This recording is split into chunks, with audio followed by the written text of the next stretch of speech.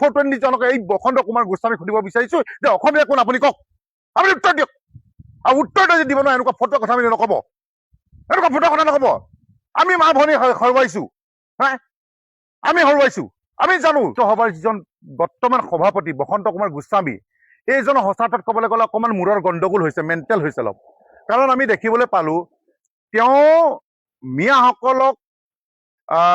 মানে তেওঁ যি প্ৰীতি মিয়াৰ প্ৰীতিত যি দেখাবলৈ গৈছে কিন্তু এইটো সঁচা অৰ্থত ক'বলৈ গ'লে এইটো ভাল হোৱা নাই কাৰণ সমগ্ৰ অসম গোটেই ভাৰতেই অবৈধ মিয়া বাংলাদেশী খেদা ক্ষেত্ৰত যি আমি চৰকাৰৰ উৎসাহ জগাই আহিছে বা চৰকাৰৰ লগত থিয় হৈছে সেই সময়ত এইজন সভাপতি মূৰত মাল নাইকিয়া অপদাৰ্থ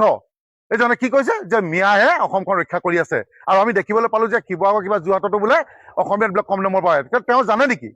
তেওঁ জানে নেকি অসমৰ ইতিহাস নজনা মানুহে এই এনেকুৱা ধৰণৰ কথা ক'লে শোভা নাপায় গতিকে আমি এটাই কথা ক'ব বিচাৰিছো অসম সাহিত্য সভাত আমি জনামতে বহুতো গুণী জ্ঞানী মানুহ বহুত আছে গতিকে সেইসকলৰ প্ৰতি আমাৰ আহ্বান সেইসকলৰ প্ৰতি আমাৰ প্ৰাৰ্থনা যে এইজন ব্যক্তিক গতিয়াই আপোনালোকৰ মঞ্চৰ পৰা উলিয়াই দিয়ক নহ'লে এইজনে অসমখন খুলি খাব অসমখন কৰি দিব কাৰণ যি সময়ত সমগ্ৰ অসমেই নিজৰ বাই ভনীক চিন্তা চৰ্চা কথা মানে বস্তুৰ কথা চিন্তা চৰ্চা কৰিছে মিয়া মানে হ'ল চুৰ ডকাইত ৰেপিষ্ট আমি কৈ আছে জল প্ৰমাণ হৈ গৈ আছে নগাঁৱত কিমান ডাঙৰ এটা কাণ্ড কৰি দিলে মিয়াই আমাৰ অসমীয়া এগৰাকী সন্মানীয় মহিলাক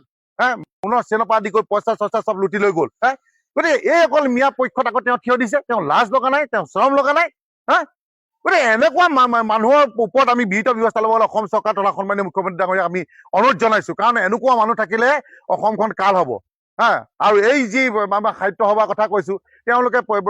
কোনো ধৰণৰ কথা নাই আগতেও দেখিছো পূৰ্বতেও দেখিছো তেনেকুৱা ধৰণৰ ক্ষেত্ৰত আহি তেওঁলোকে ক'ৰ পৰা আহি জানো পৰেহি আমি নাজানো গতিকে সঁচা অৰ্থত ক'বলৈ গ'লে সাহিত্য সভাত বহুতো গুণী জ্ঞানী মানুহ আকৌ কৈছো বহুতো গুণী জ্ঞানী মানুহ আছে সেইসকলৰ প্ৰতি আমাৰ আহ্বান সেইসকল আমি প্ৰাৰ্থনা জনাইছো যে এইসকলৰ এই ব্যক্তিজনৰ ওপৰত বিহিত ব্যৱস্থা লগাব কাৰণ কেলে যদি কাৰ্বিসকল অসমীয়া নহয় বড়োসকল অসমীয়া নহয় মিচিংসকল যদি অসমীয়া কোন আমাক হৈ গ'ল মিয়া নকল সোণপানে অকল বিয়া নকল পইচা মানে বিয়া অকল কেৱল চবতে মিয়া হয় নগাঁও কাণ্ড আমি এতিয়া পাহৰিব পৰা নাই আপুনি দেখা নাছিলে সেই বোৱাৰীগৰাকীক কি পৰিস্থিতি গ'ল এটা 3 বছৰীয়া সন্তান থাকি গ'ল কিমান গতিকে আপোনাৰ লাজ লগা নাই আকৌ সেই মিয়াসকলক আপুনি সমৰ্থন জনাই উৎসাহ জনাই আপুনি মিয়াসকলক আগবঢ়াই দিছে যে অসমখন মিয়াই ৰক্ষা কৰি আছে গতিকে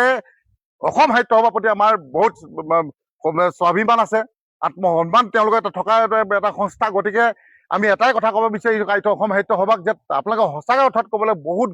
গুণী জ্ঞানী বুলি আমি ভাবো তাত থকা ব্যক্তিসকলক আমি প্ৰাৰ্থনা জনাওঁ সেৱা জনাওঁ কিন্তু এনেকুৱা মানুহ থাকিলে কিন্তু প্ৰত্যেকজন ব্যক্তিৰ প্ৰতি আমাৰ কিন্তু এটা বেলেগ দৃষ্টি সোমাই যাব গতিকে আমি এটাই আহ্বান আপোনালোক প্ৰাৰ্থনা জনাইছো যে এজনক অতি শীঘ্ৰেই বসন্ত কুমাৰ দাসক তেওঁ পদটো খাৰিজ কৰক আৰু গতিয়ে উলিয়াই দিয়ক আৰু অসম চৰকাৰৰ সন্মানীয় মুখ্যমন্ত্ৰী ডাঙৰীয়াক ক'ব বিচাৰিছো যে ওপৰত এটা কেছ ৰুজু কৰি তেওঁক জেল প্ৰেৰণ